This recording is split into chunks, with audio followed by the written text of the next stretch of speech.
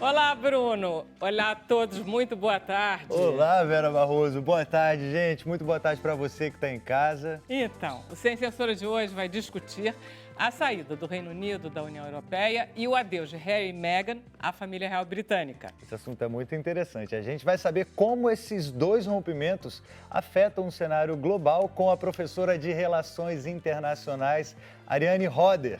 Ela vai nos ajudar a entender melhor esse tal de Brexit. E a jornalista Thalita Duvanel vai explicar os bastidores e a repercussão da saída do casal da realeza. E vai discutir também o papel desses tabloides ingleses quando tratam do caso. É claro que a gente sempre conta com a sua companhia e com a sua participação. Então, se você quiser mandar mensagem para o nosso programa, hashtag Sem Censura nas redes sociais. Mas se você não tem rede social e quer participar ainda assim, anota aí o número 021 Rio de Janeiro 999035329. Maravilha. Vamos lá. Deixa eu perguntar para a nossa professora, Ariane Roder, se você acha que dá para contextualizar, porque a gente está pondo dois assuntos que rendem 10 horas cada um, bom, muito concentrado. Você contextualiza um pouco para a gente o que está acontecendo com esses dois fatos no Reino Unido? Amanhã a gente vai ter o final, né? O final e o início de uma nova novela. Por que o final? Praticamente foi aprovado agora no âmbito da União Europeia, né, a saída do Brexit, o acordo do Brexit, também já passou pelo Parlamento do Reino Unido. Então, a partir de amanhã, começa, de fato, o processo de saída do Reino Unido da União Europeia. Esse processo ele vai ser longo, tá? Não vai acontecer de forma muito rápida. Tem o primeiro ano, aí, até o final de 2020, é uma primeira etapa, né, em que vai haver... esse processo vai ser um pouco mais doloroso, porque a gente vai sentir impacto nas transações comerciais entre o Reino Unido e o bloco, enfim. Tem uma série de questões que vão ser sentidas muito fortemente em 2020, mas, possivelmente, aí, ao longo da próxima década, a gente vai estar vivenciando essa saída. Então, é uma saída que ela começa amanhã, mas ela tem tempo para terminar. O outro fato, né, que também envolve o Reino Unido, ele, aparentemente... ele está deslocado da questão do Brexit, mas, na verdade, não está.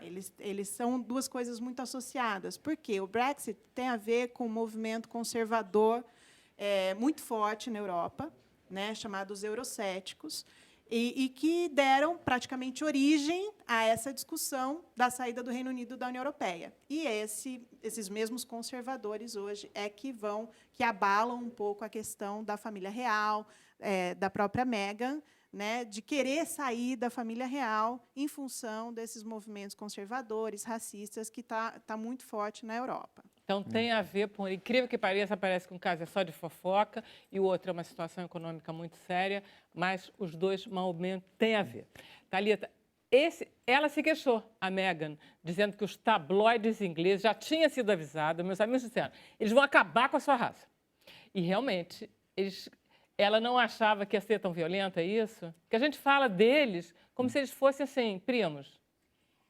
Realmente ela não achava que ia ser tão violento, mas foi. Tanto foi que ela resolveu, ela e o Harry juntos, uma decisão dos dois, de sair da linha de frente da família real. Ou seja, a partir de agora eles não vão mais representar a rainha em eventos, em viagens, eles vão ter uma vida independente, digamos assim. Só, Thalita, eu tenho 72 anos, eu fui para a Europa em 1968, quando a Inglaterra não fazia parte do mercado comum europeu.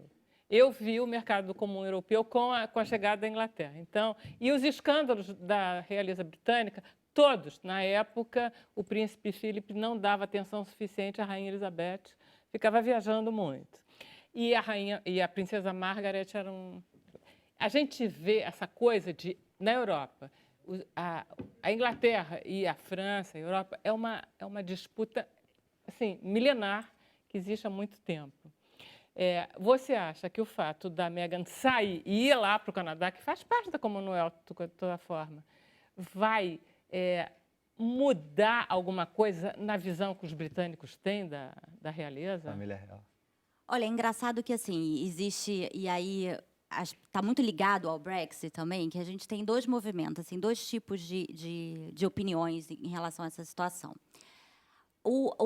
A população mais jovem, com uma tendência mais liberal, geralmente das grandes cidades, achou super ok. Que bom, que legal que eles querem ter uma vida mais independente. E o príncipe Harry é popular entre esse público, né? Entre esse público. Ele foi super apoiado nesse sentido, por esse público, né? O público que votou contra o Brexit, né? É mais ou menos essas pessoas que falaram que queriam permanecer na União Europeia.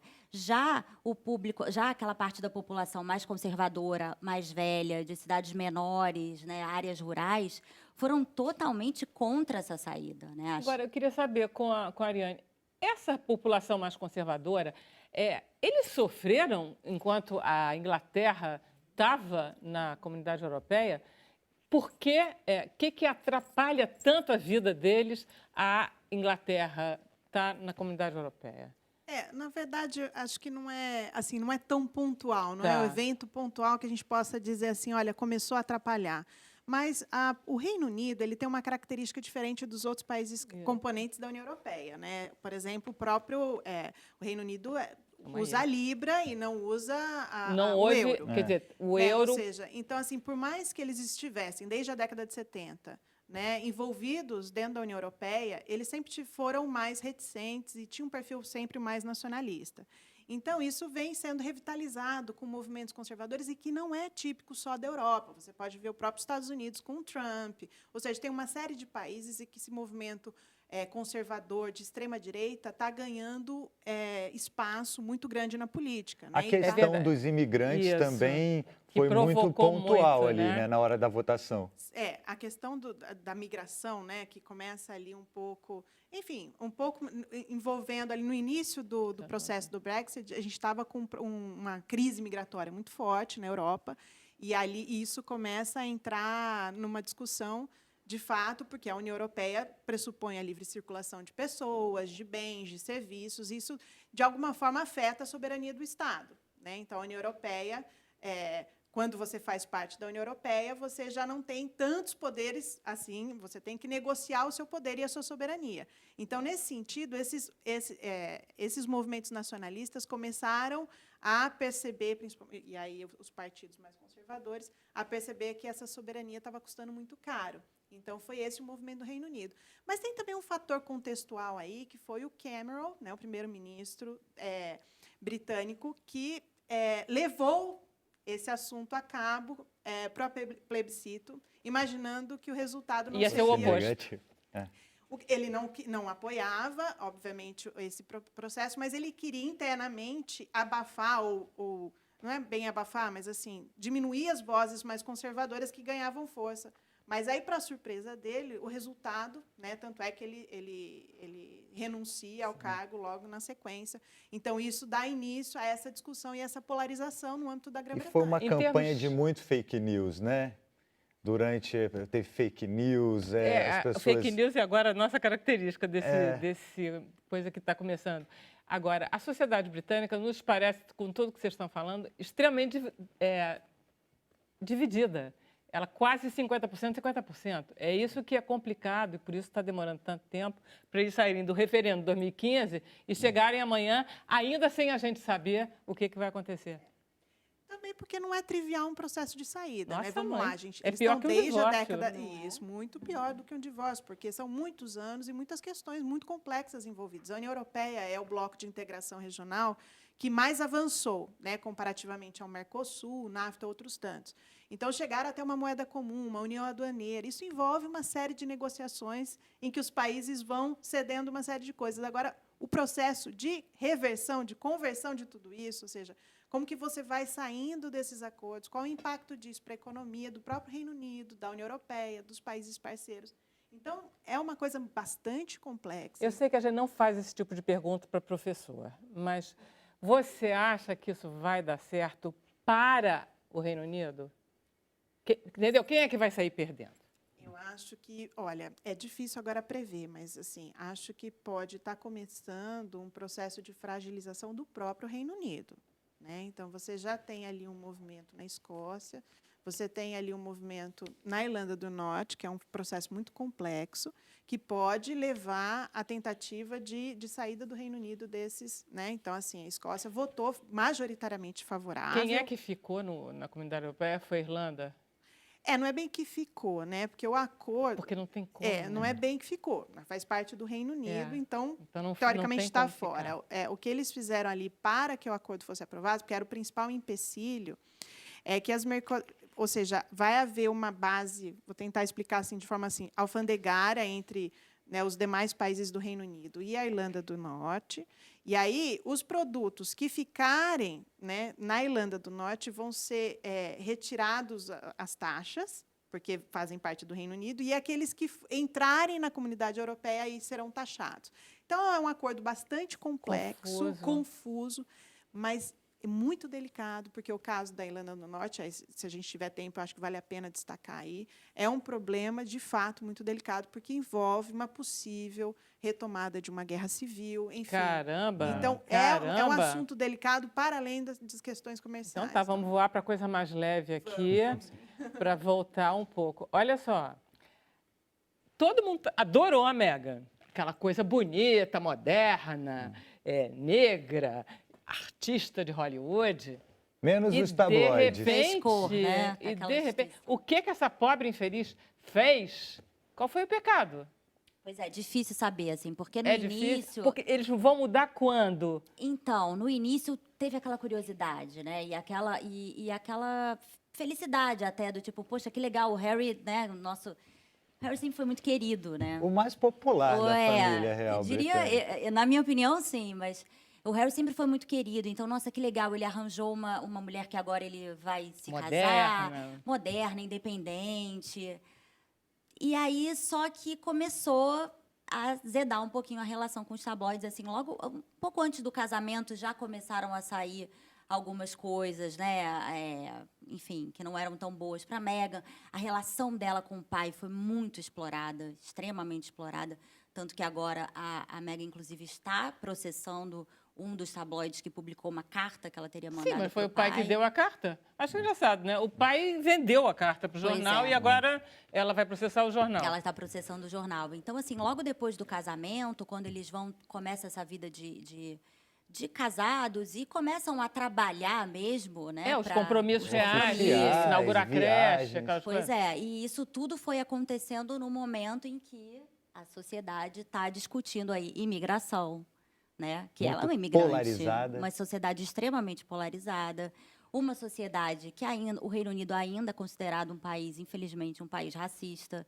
e ela, por ser uma mulher negra, sofreu aí dificuldade, sofreu racismo com os tabloides britânicos, que são implacáveis. O que esses tabloides fazem, assim, para o público que não conhece? Porque o jornalismo brasileiro é muito diferente. A gente não tem internet, a gente não tem nada nem perto. Eles estão na internet, né? É que a gente pensa assim, né? Só naquele jornal de banca, não, né? Os tabloides estão na internet. Estão na internet, né?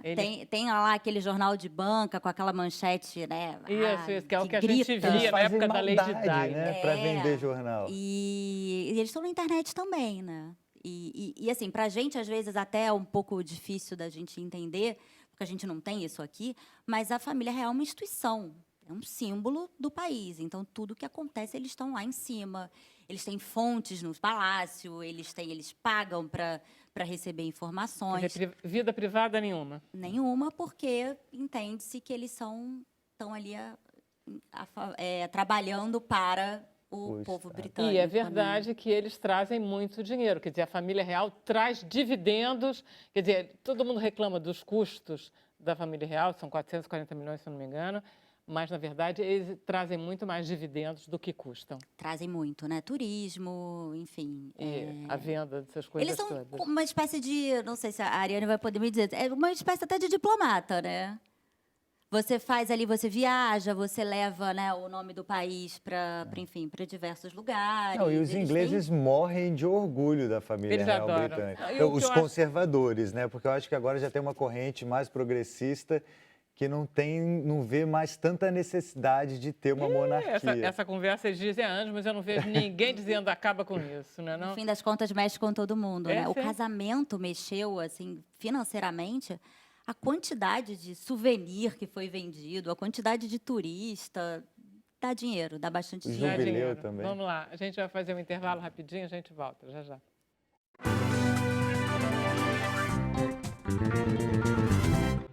Estamos de volta ao vivo. Eu esqueci de perguntar para vocês. Vocês acham que a professora Ariane Roder vem de que estado do país?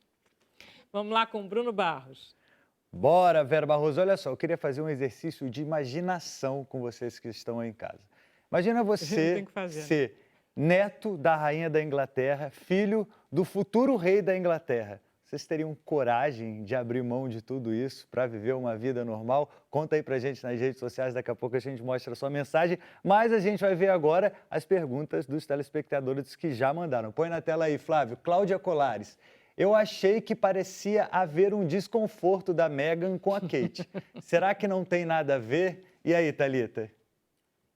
Olha, os tabloides britânicos dizem que sim, que elas não se davam bem, que elas tiveram aí alguns atritos.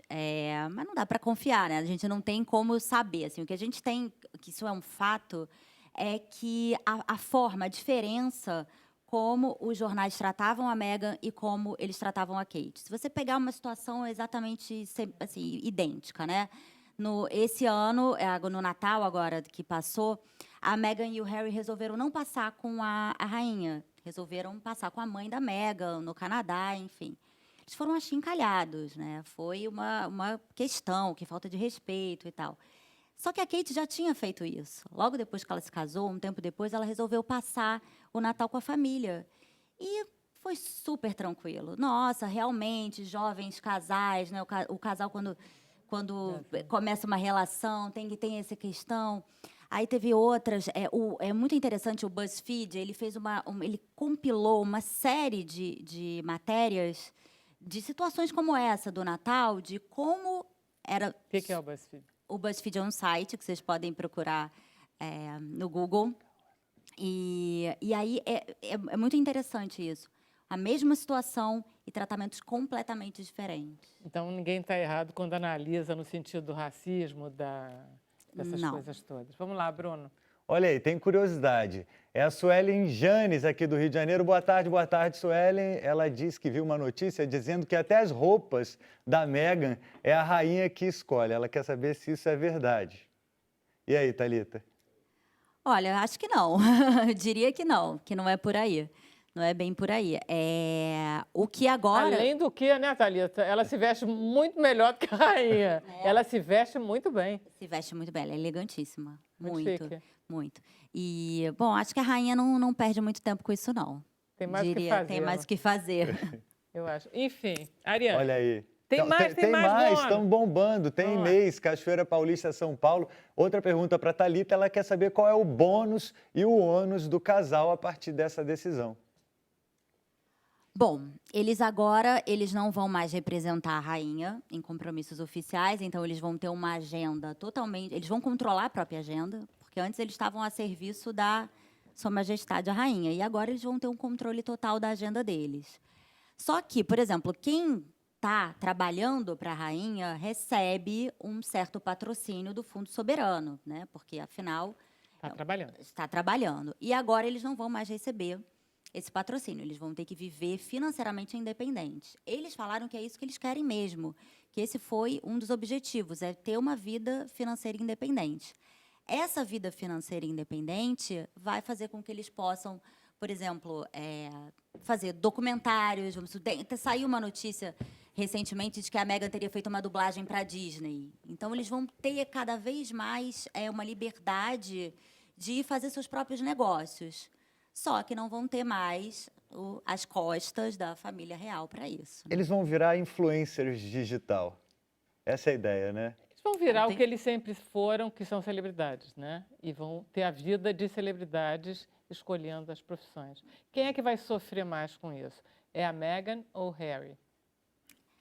Olha, o que se diz é que o Harry foi bem difícil para ele essa decisão, né? Ele fez a única vez que ele se pronunciou diretamente sobre isso, num evento de caridade, que ele fez um discurso, ele falou que tinha sido sofrido, que essa decisão estava pesando para ele, mas que era algo que ele precisava fazer pela família dele, né? Pela Porque- família pequena, Pela né? pequena família, da mulher e família que ele filho. está Que ele tá construindo fundando. agora. E né? ele tem uma frase que eu achei sensacional, que ele comparou o caso da mãe da princesa Diana, e ele falou que não gostaria De que uma repetir, pessoa né? que ele amasse muito sofresse como a mãe dele sofreu com os tabloides, enfim, tinha aquela vida super invadida pela acabou imprensa. morrendo, E acabou inclusive, morrendo. disso, Então, né? isso é uma defesa dele para a mulher e para os filhos, né? Ele meio que Interessante. estava vendo o filme de novo, né? A gente pode até fazer a mesma comparação. Vamos ver daqui a um ano o que resultou nessa decisão de separação do casal da Meghan e Harry da realeza e o Brexit, o que deu. Vamos lá. O Trump, que é um personagem muito extraordinário dessa nossa época, ele adora o Brexit, né?